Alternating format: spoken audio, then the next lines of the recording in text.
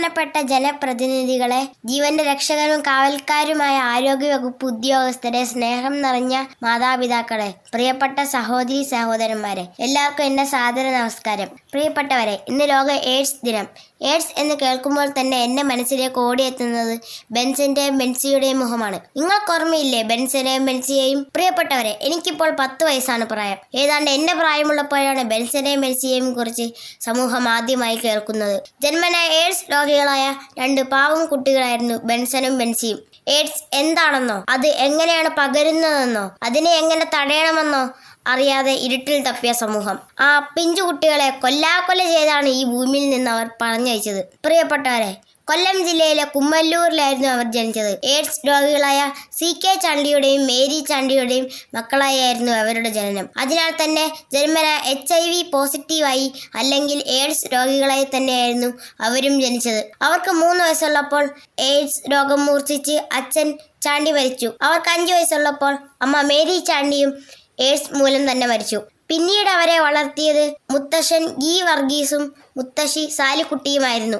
അവരെ കുമ്മല്ലൂർ ഗവൺമെന്റ് സ്കൂളിൽ ചേർത്തു. അച്ഛനും അമ്മയും ഇല്ലാത്ത അവർക്ക് സ്കൂളിൽ നിന്ന് ഏറ്റുവാങ്ങേണ്ടി വന്ന ദുരിതങ്ങൾ ചില്ലറയല്ല.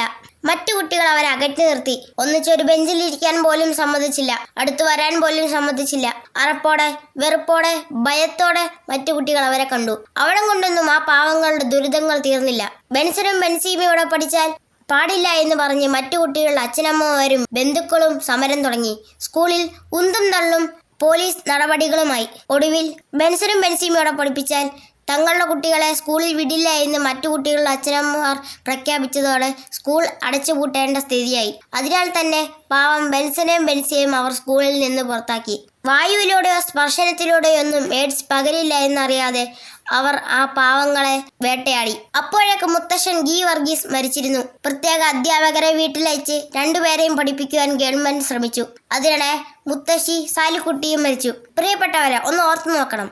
അച്ഛനില്ല, അമ്മയില്ല, മുത്തശ്ശനില്ല, മുത്തശ്ശിയില്ല, ബന്ധുക്കളില്ല.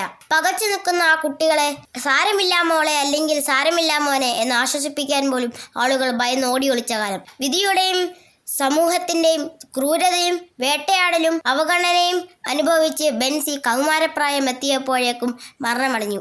ബെൻസൻ പിന്നെയും സമൂഹത്തിനോടും ജീവിതത്തിനോടും പടപൊരുതി പിടിച്ചു നിന്നു. 2 വർഷം മുമ്പ് ആ പാവം ജീവിതം അവസാനിപ്പിച്ചു. എന്തുകൊണ്ടാണ് ഇതെല്ലാം സംഭവിച്ചത്? ജന്മനായ എയ്ഡ്സ് രോഗികളായ ആ പാവങ്ങളാണോ കുറ്റക്കാർ? അല്ല അല്ല അല്ല.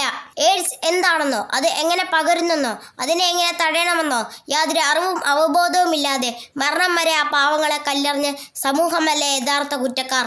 ഭയമല്ല വേണ്ടത്, ജാഗ്രതയാണ് എവിടെയും വേണ്ടത്. പ്രതിരോധവും ബോധവൽക്കരണവുമാണ് ആവശ്യം. അതിനായി ആരോഗ്യവകുപ്പ് നടത്തുന്ന എല്ലാ ശ്രമങ്ങൾക്കും വിദ്യാർത്ഥി സമൂഹത്തിന്റെ പൂർണ്ണ പിന്തുണ ഞാൻ പ്രഖ്യാപിക്കുന്നു. ഇനി ഒരു ബെൻസനും ബെൻസിയും കൂടെ സമൂഹത്തിന്റെ അറിവില്ലായ്മ മൂലം നരകയാതന അനുഭവിച്ച് ഇഞ്ചിഞ്ചായി മരിക്കരുത്. അത് നമ്മൾ ഒരൊറ്റ മനസ്സായി മുന്നേറണമെന്ന് ആഹ്വാനം ചെയ്തുകൊണ്ട് എൻ്റെ വാക്കുകൾ ഞാൻ ഉപസംഹരിക്കുന്നു. നന്ദി, നമസ്കാരം, ജയ് ഹിന്ദ്.